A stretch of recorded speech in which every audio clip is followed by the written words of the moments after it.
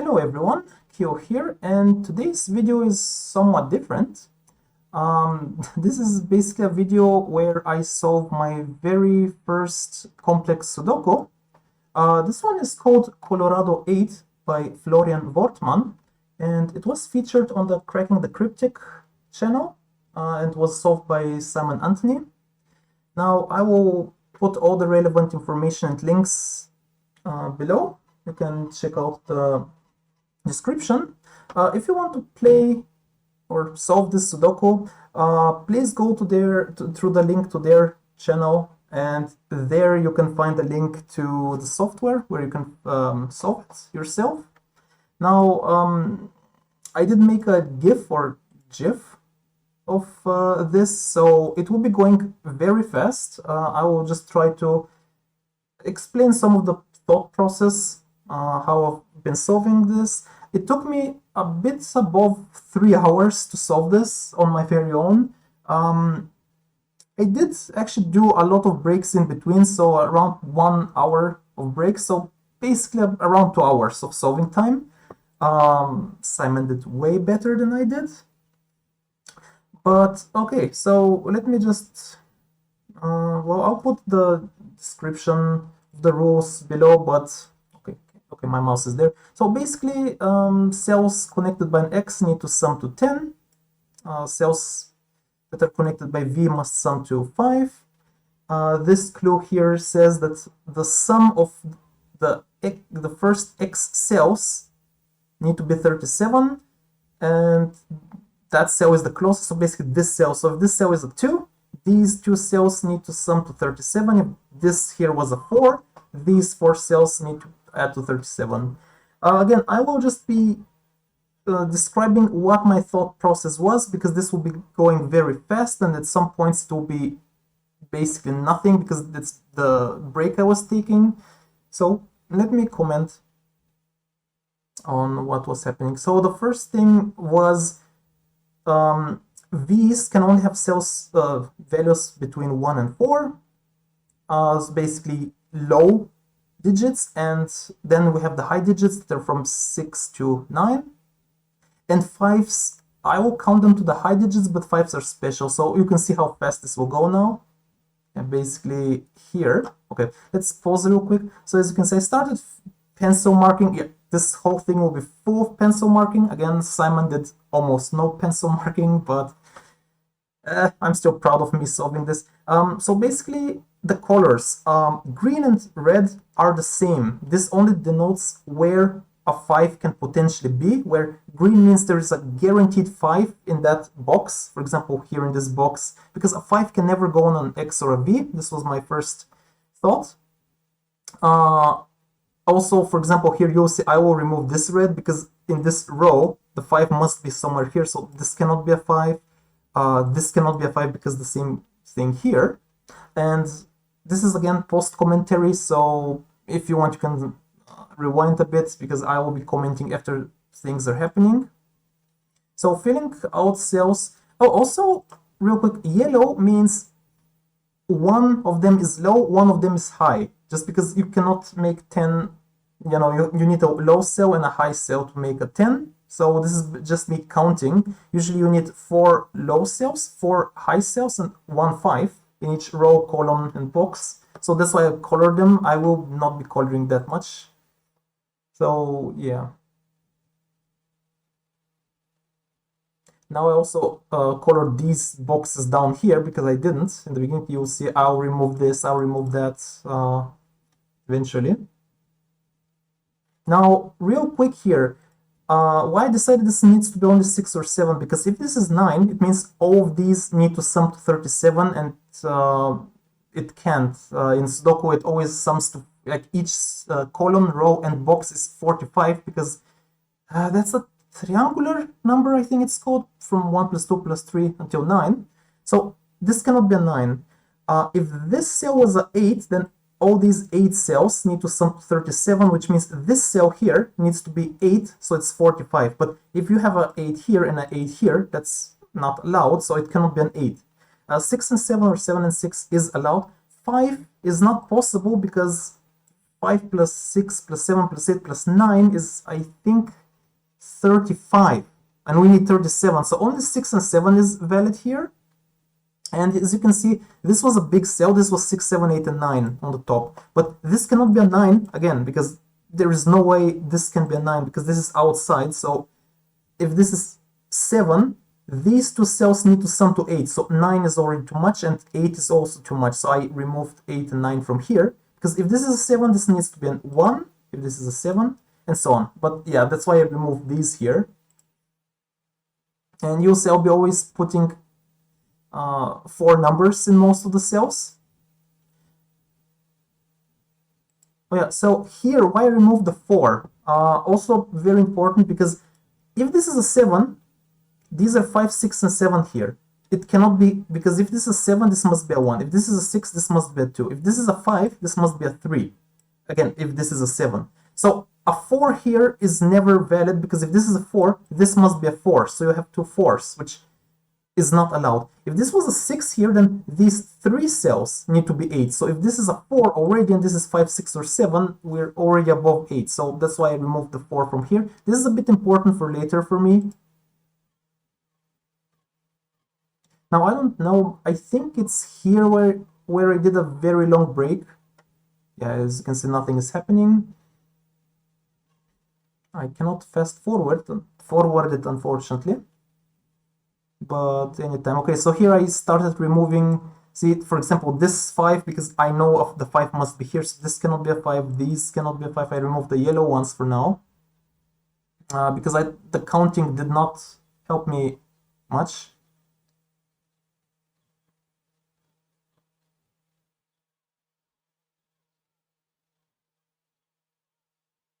Now, just to say, I removed all the 5s because all the red and green are potentially 5, so I didn't want to have a pencil mark.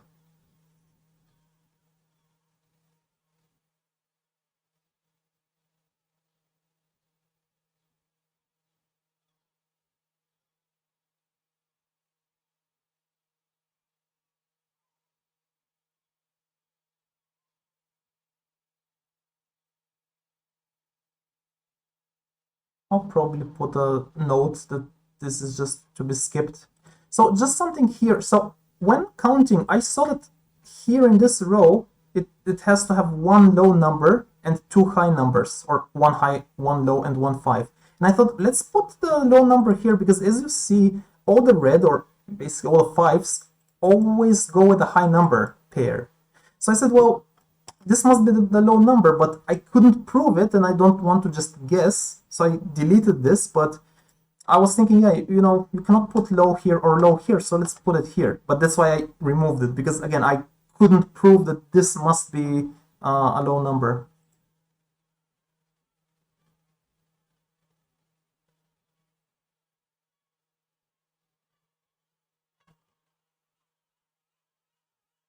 I don't know if you can hear the seagulls. Hopefully my microphone does blend them out.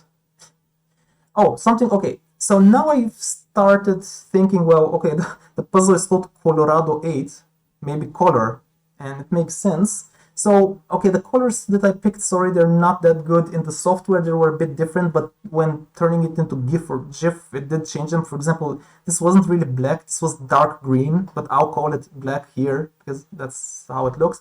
So I started and said, okay, let's say this and this, these must be the same numbers, because this one and this one is 5, and this one is 5. So whatever this number is, this and this must be the same. So I said, well, let's make this light gray and dark gray, and then light gray. So I started coloring cells by their value. So I said this is, and this must be the same value. And as you can see now here, this one and this one. So all these gray ones are the same value. These can be either one of these two. That's what this means. And then we had another second pair, like these here. And I said, well, orange and black, I guess. So those are the colors. I know they're not the best looking. Not that good of a contrast, but I just started doing them. I think I did some mistake exactly here-ish, I think. So I did revert back and it started doing this again. And something that I did is I did not look at these as pairs. Like this is a pair, this is a pair. I did do that, but for example, here I know both cannot be orange or both cannot be black. So just have it in mind, these always have to be the two different colors. I just don't know if it's orange black or black orange. But it's always the same as here. These both cannot be both dark gray or light gray. They're always, one is the one color, the other is the other color. Now from here, as you can see, okay, very important. So this one was black because we already had orange and dark gray, because these two are already orange and black. And because this one is already light gray, this must have been the dark gray one, because I only color the low digits. And because the dark gray is 1, 2, 3, the next step I'm doing is all the gray digits from 1, 2, 3, 4, I'm removing the 4s. And thus somewhere as well here, I'm not doing this quite yet. This is what I'll be doing, sorry, a bit foreshadowing. So what I did here is I said, well, let's assume, no matter what we assume, let's assume this is orange, and say this and this is black. Then one of these two is orange, which means one of these is black. But then I said, well, this is still an assumption. Let's undo. Oh yeah, here I'm now doing the these ones. So instead of 1, 2, 3, 4, light gray is now only 2, 3, 4, and dark gray is not 1, 2, 3, 4, it's only 1, 2, 3. I think because of this one, and just because of this one, it started, you know, snowballing, I guess. But yes, see, these here are bothering me now, looking at them. Also, I'll remove yellow because it's too many colors. Oh, black looks very bad on this color scheme and not dark green. So I removed these because I said I don't know what is what. And while just putting these more and more, what was my next thought? See here, I was doing a short break again because I said, wow, I did a lot now.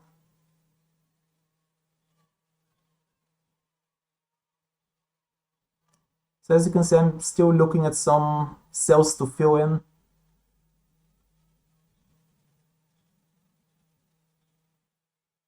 See, okay, I needed to get accustomed to the software, but at one point I said, okay, I have the low cells, and every low cell, or most low cells, are always paired with a high cell. So I said, well, okay, let's say this is the dark gray. Let's call these, this and this one must be the same. So let's call them D. I didn't want to color everything because then it would be a color mess for my eyes. So I just call them D. And then for the light ones, I call them L. This is actually an L. The letters were capitalized.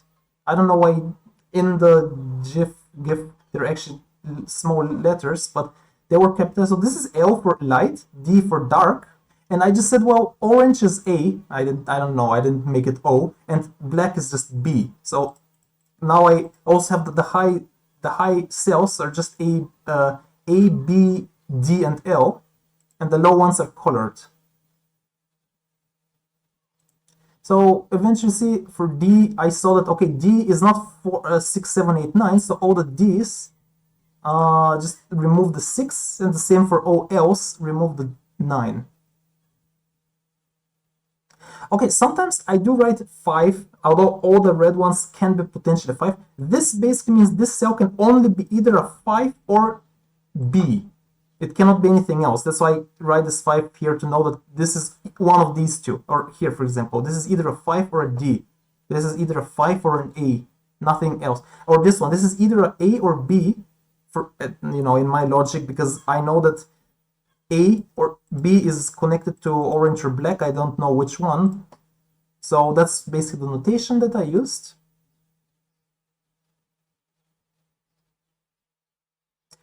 Oh yeah, also here, there was a thought of me in this square down here in the 9th box and the 1st box. So I saw that in this 2x2 box here, I needed one orange and one black, but I did not know, then they have to be like on a cross, right? So let's see if this, you know, I didn't know them, but I knew it's either here and here or here and here. And also just because this is an X, and it needs to have either orange or black, and we call them A and B because dark and light were for the others. I said one of these two is either the A or B, and the other one is either orange or black. I did not note that down, but I had this in my head here. And basically the same up there as well. I knew that 2 by 2 here, one was orange, one was black, but I didn't know how. So now I was clearing more. So I found this 5. This is my first digit. Again, it went very fast, but through logic, this is a 5. So I started removing some of the red cells and started hunting the 5s, I think. Let's see.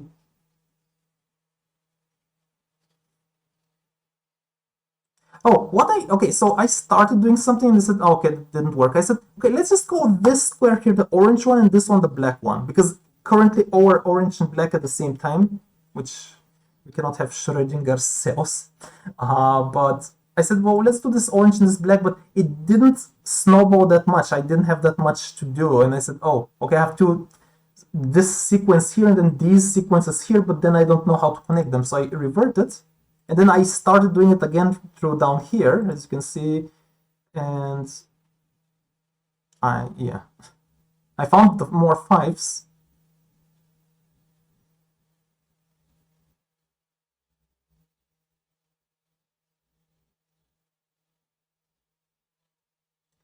Yeah, see now, again, now the B's are only 6 or 7.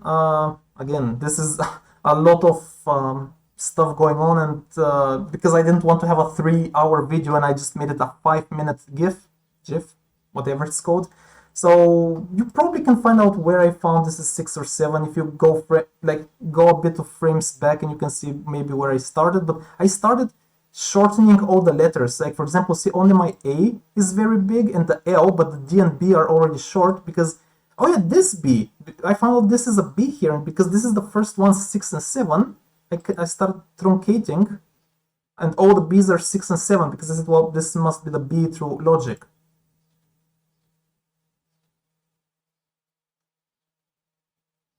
So now I'm finding most of the 5s.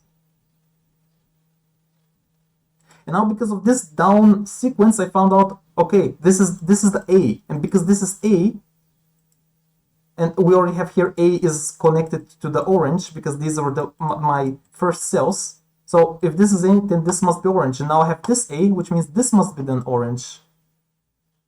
And then I just start clearing and yeah, I did something again on the software and I wrote the wrong one, so I undo them and redid them again.